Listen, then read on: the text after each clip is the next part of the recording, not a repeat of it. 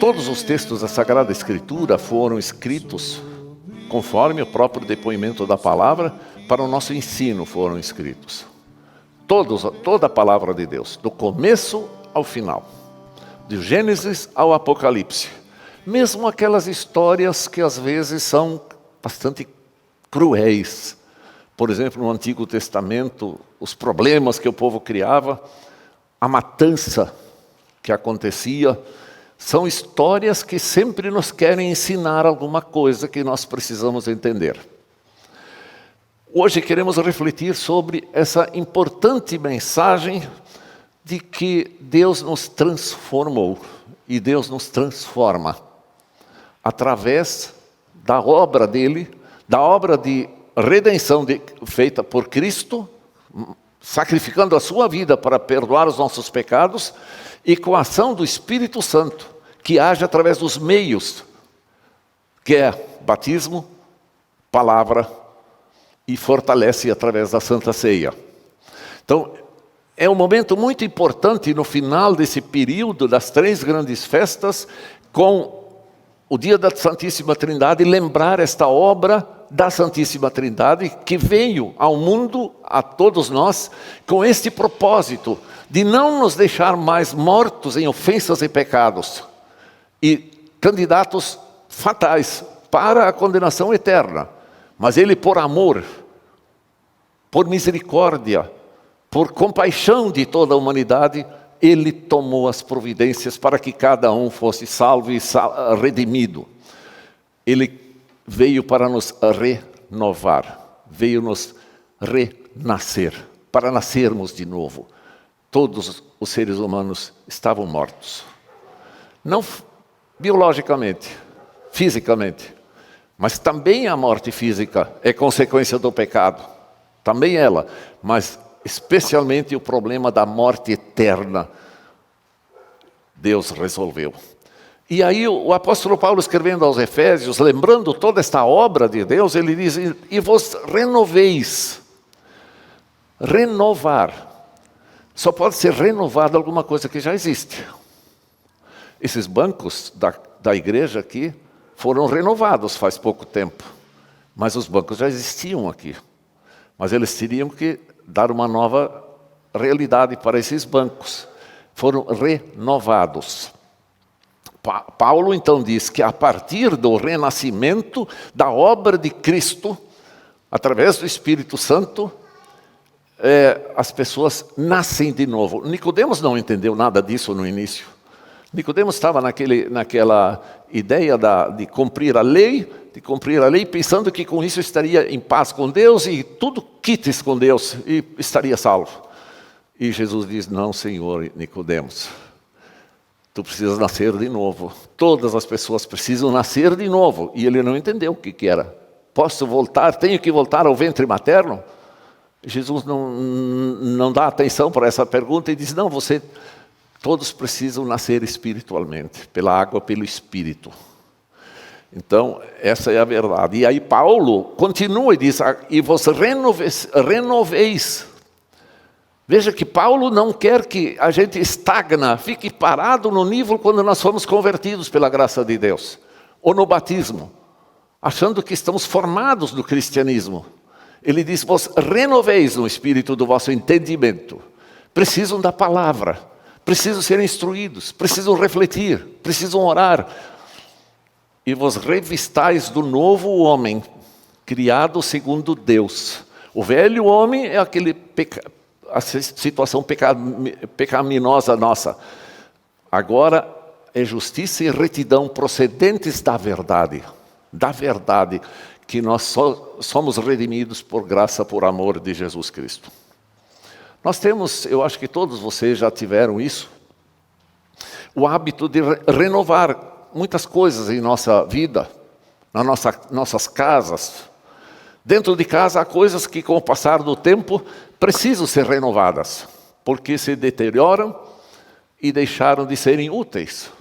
Eu acho que cada um lembra alguma coisa que já mudou na sua casa. Trocamos ou renovamos móveis, eletrodomésticos e outros objetos. Na aparência pessoal, há pessoas que tentam renovar o seu visual. com novos penteados, com novas roupas ou até com plásticas, que às vezes deformam a pessoa também, né? Então são atitudes que as pessoas tomam para renovar. Todas estas mudanças e alterações podem ser necessárias ou podem estar sendo feitas por pura vaidade. Em si, renovar as coisas não tem problema nenhum. Nenhum problema, desde que não seja puramente vaidade humana para promoção própria. Mas todas elas têm a mesma característica. Qual é? São apenas alterações externas e secundárias. Não são vitais e fundamentais para a nossa vida. E não mudam a essência do ser humano. Não mudam. Essas coisas têm valor apenas temporário. Alguém de vocês lembra quando eu tinha 15 anos? Todo jovem, bonitinha. E com o tempo as rugas aparecem. São todas passageiras, coisas passageiras. Não são importantes, sim. Mas não focamos ali a nossa vida. A coisa importante da nossa vida não está ali. Os valores eternos e básicos da vida humana permanecem inalteráveis. O que Deus prometeu, o que Deus fez, as promessas de Deus não são mudadas nunca. Elas se cumprem tudo que Deus prometeu. Imaginem quando Deus disse lá para Adão e Eva que ia nascer um Salvador, Gênesis 3,15, que um dia nasceria um Salvador. No mínimo 4.000 anos, o Antigo Testamento, a gente não sabe exatamente quantos anos foram, que 4 ou 6.000 anos, a promessa é repetida. E a fidelidade de Deus se cumpriu na plenitude dos tempos, lá em Belém. Lá em Belém. Jesus veio ao mundo, o Salvador veio.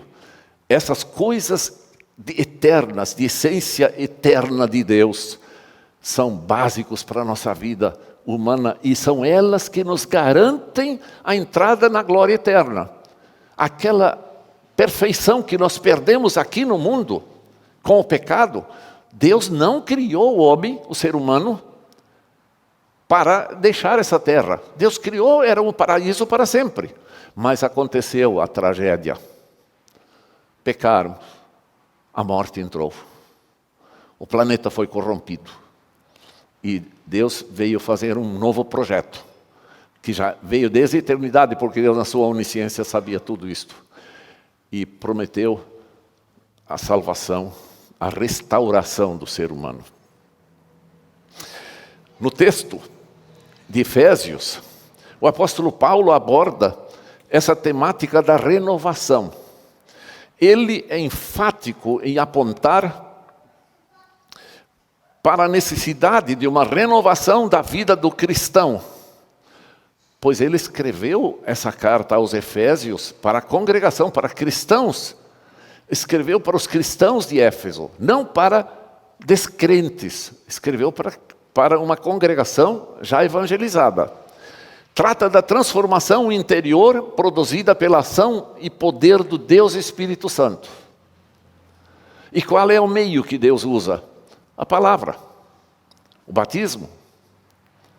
Paulo afirma que essa renovação acontece, aspas, no espírito de vosso entendimento. Ele está dizendo que a mudança de nossas atitudes, nossos atos, do estilo de vida dos cristãos, se inicia no nosso interior. Interior. Não são maquiagens externas do corpo humano. É no interior. Lembram de Gálatas? Os frutos do Espírito. Uma lista de frutos do Espírito. Espírito em letra maiúscula. O Espírito de Deus criando a nossa vida. Ele está dizendo que a mudança de tudo, de nossa vida, o aperfeiçoamento deve ser progressivo, contínuo, sempre alimentado com a palavra, com o sacramento do altar, da Santa Ceia.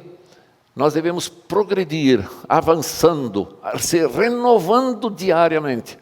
Lutero até diz assim, O velho homem, o que tem que acontecer diariamente? Deve ser afogado diariamente. Nós, com contrição, com arrependimento, com busca do perdão, da confiança em Deus, tem que ser o velho homem em nós, aquela velha carne corrompida, deve ser afogada diariamente. Diariamente em nossa vida. Então, ele mostra isso e trata da transformação do interior e a partir daí as manifestações do exterior. E vejam Nicodemos. Nicodemos, que era um fariseu, um mestre da lei, professor da lei, da Torá, onde era a lei de Deus, do Antigo Testamento. Eles que estavam lá, ele era um daqueles professores da lei do Antigo Testamento. Ele tinha um conflito. Ele já tinha ouvido de Jesus e tinha um conflito interno. Ele queria saber sobre a realidade da vida do ser humano. E quando ele se aproxima de Jesus, ele diz que ele apontou para obras de Jesus. E pelo que Jesus fazia, ele reconheceu que Jesus era diferente. E que ele tinha uma mensagem diferente. Pela obra de Jesus. É o que diz no texto. Pelo que Jesus fez. Curou gente, etc. E quando aqui o apóstolo Paulo fala aos Efésios sobre renovação, ele também está esperando que os cristãos, que têm uma grande missão no mundo, de anunciar a salvação gratuita, por graça de Jesus, de Deus, eles também devem no mundo praticar boas obras e renovar as suas atitudes, seu modo de falar, seu modo de agir, no modo de se relacionar com as pessoas, para que, vendo as vossas boas obras, glorifiquem o vosso Pai que está nos céus. É uma maneira de cumprir com a nossa missão no mundo.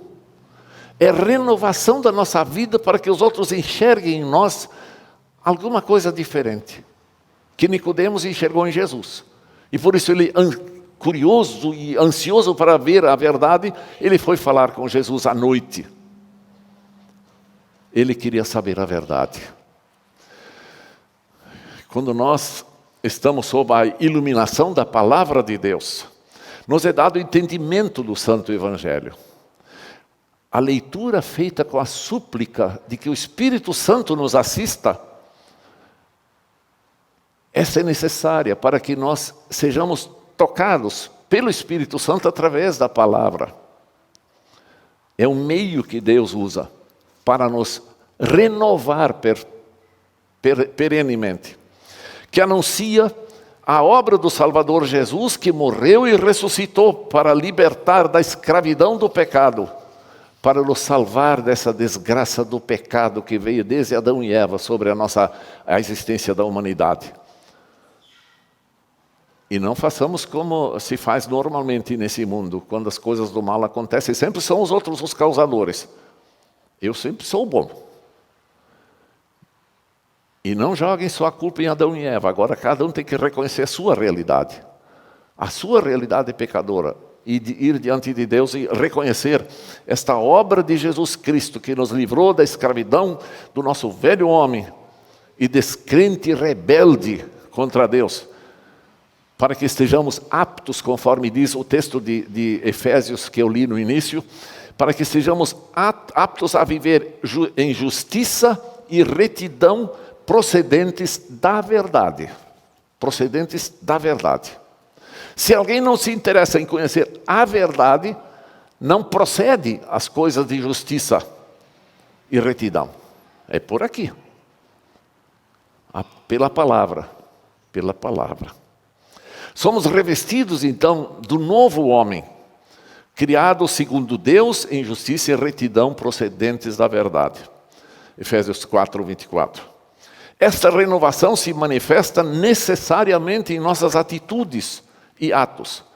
No versículo 22 de Efésios, o apóstolo escreve assim, na linguagem de hoje: portanto, abandonem a velha natureza de vocês, que fazia com que vocês vivessem uma vida de pecados e que estava sendo destruída destruída pelos seus desejos enganosos,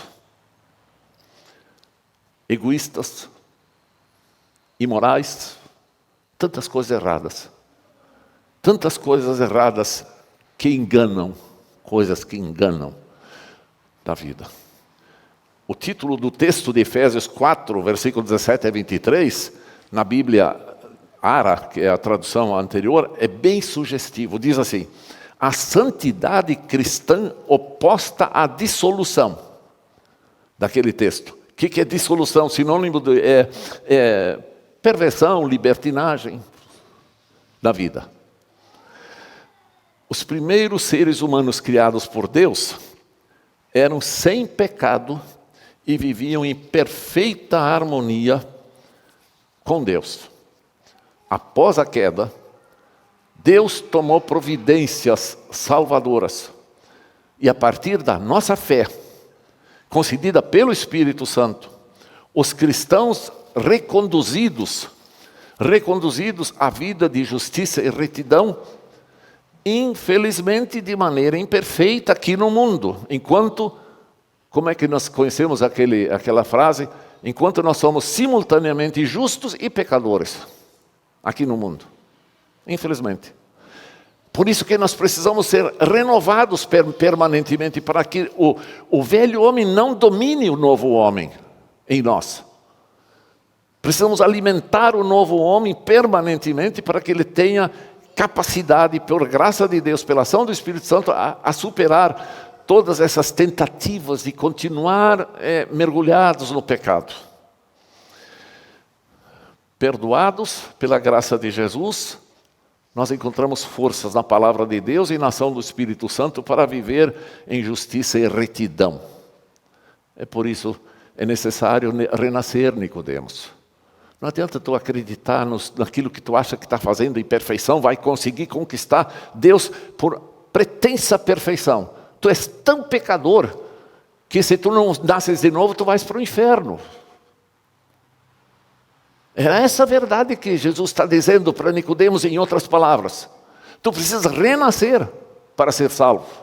Precisas crer na graça salvadora de Jesus Cristo e não confiar nos teus méritos, na tua autojustiça, que na realidade não tinha nada de justiça. O farisaísmo é coisa terrível. Ofende a Deus e diz: eu não preciso de ti, eu sou. Será que nós muitas vezes não somos assim? Eu acompanho, como vocês, toda a tragédia no Rio Grande do Sul e também no oeste de Santa Catarina. Mas eu não gosto de muitas afirmações do meu povo gaúcho. Eu sou gaúcho, mas muito mais Catarina já desde muito tempo. Quando lá se exalta o homem do Rio Grande do Sul, que resolve, o homem que é capaz, o homem faz. O homem faz. Fez no Jardim do Éden. E nós carregamos a consequência. Eu não estou dizendo que nós não devemos ter confiança nas nossas atitudes e dizer: eu vou lutar. Eu vou lutar, o nosso povo pode fazer, ele está fazendo coisas boas lá, está fazendo coisas boas com o auxílio do Brasil todo. Mas quando se olha para eu e não tu, esse é o problema. O texto que precede o versículo que eu li no início, versículo 24, é muito significativo. Eu peço para vocês ouvirem Efésios 4, 17 a 24. Ouçam o que está escrito. Portanto, em nome do Senhor eu digo e insisto no seguinte: não vivam mais como os pagãos, pois os pensamentos deles não têm valor e a mente deles está na escuridão. Eles não têm parte na vida que Deus dá porque são completamente ignorantes e teimosos. Eles perderam toda a vergonha e se entregaram totalmente aos vícios. Eles não têm nenhum controle e fazem todo tipo de coisas indecentes. Mas não foi essa a maneira de viver que vocês aprenderam como seguidores de Cristo. Veja que ele já está falando para seguidores de Cristo. Com certeza vocês ouviram falar dele e como seus seguidores aprenderam a verdade que está em Jesus. Portanto, abandone a velha natureza de vocês, que fazia com que vocês vivessem uma vida de pecados e que estava sendo destruída pelos seus desejos enganosos. É preciso que o coração e a mente de vocês sejam completamente renovados. Completamente renovados. Esse é o texto que Paulo escreve à congregação de Éfeso. Com auxílio da graça de Deus, temos uma nova vida que é uma dádiva de Deus. Como nós somos felizes quando nós declaramos a nossa dependência da graça de Deus. Que felicidade saber que Jesus resolveu o nosso problema. Que gratidão devemos mostrar que Deus, através do seu Espírito Santo, nos renovou e quer renovar permanentemente. Os cristãos têm o santo privilégio de possuírem uma nova vida, dada por graça de Deus. Esta nova vida evidencia, através de boas obras, obras de santificação e louvor e gratidão a Deus, de que agora são novas criaturas. Boas obras que Nicodemos fazia. O grande problema não foram as boas obras que ele fazia. Era que ele confiava nelas, achando que com isto estava pagando todo o seu problema diante de Deus. Não paga nada. As boas obras do cristão são resultado da salvação de Deus em nossas vidas. Nós praticamos boas obras e fazemos a vontade de Deus não para sermos salvos, mas porque estamos salvos de graça. Como resposta de gratidão a Deus. Portanto, como novas criaturas, busquemos renovação permanente. Glorifiquemos a Deus através da nossa vida diária, servindo como instrumentos santificados por Ele, para chamar a humanidade para a salvação providenciada por Jesus para todos nós. Assim como as atitudes e obras de Jesus chamaram Nicodemos para de noite vir falar com ele, nós devemos viver também de tal forma para que as pessoas queiram saber por que a nossa vida é diferente. Por que não acompanhamos as coisas do mundo?